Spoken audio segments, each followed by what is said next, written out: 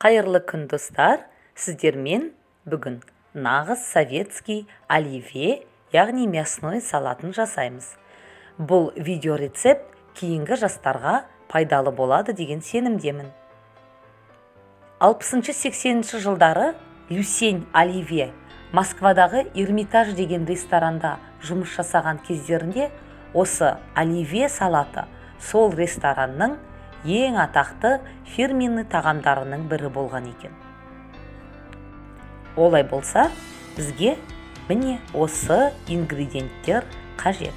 Қайнатылған ет, орнына колбаса қолдансаңыздар да болады, тұздалған қияр, қайнатылған сәбіз, қайнатылған картоп, және де 2 қайнатылған жұмыртқа, консервленген горох, осындай, және де 4 қасық майонез.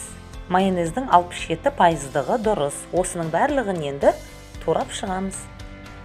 Ал достар, енді осы ингредиенттерді барлығын бірдей турап шығуға кірісейік.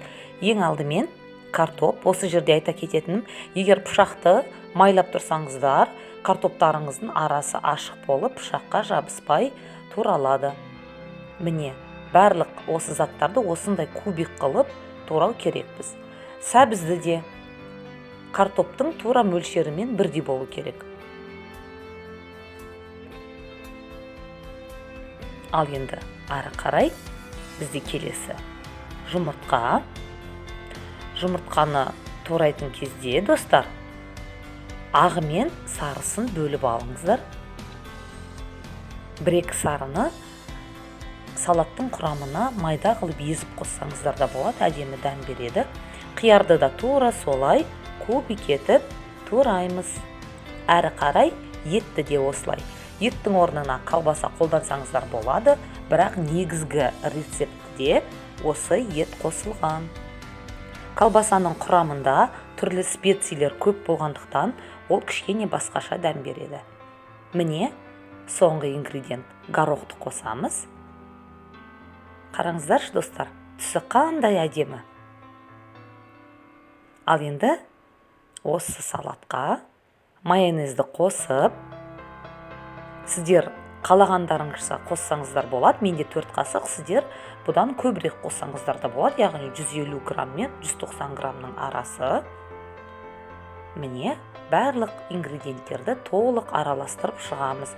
Және де бір айта кететін, сіздер қиярдың тұздалған рассолын қоссаңыздар болады, 1-2 қасық. Достар, міне, менің каналыма жазылуды, лайк басуды, видеоларымды көруді ұмытпаңыздар. Ал енді сіздермен бірге осы салаттың дәмін көрейік.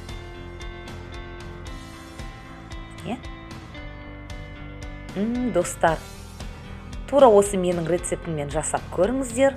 Өте керемет, тура Кеңес одағы, яғни советтік кезеңдегі нағыз Эрмитаж ресторанының оливьесі болып шыққан. Сіздерге ұнайды деген үміттемін. Менің каналыма жазылып, көруді, достарыңызға жіберуді ұмытпаңыздар. Рахмет.